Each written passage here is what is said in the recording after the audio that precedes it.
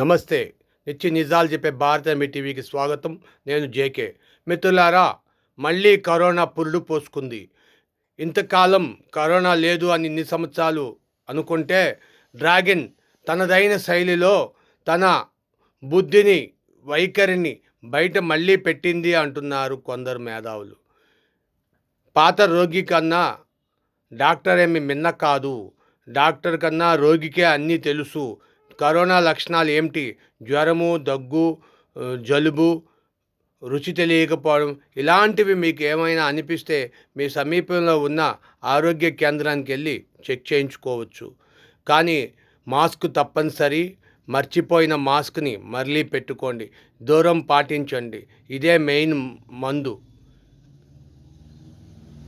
నిన్న మొన్న ముంబైలో ఒక పెద్ద హాస్పిటల్లో, ప్రభుత్వ హాస్పిటల్లో 14 ఏళ్ల బాలికకు, అంతేకాకుండా 52 ఏళ్ల మహిళకు మరణం సంభవించింది.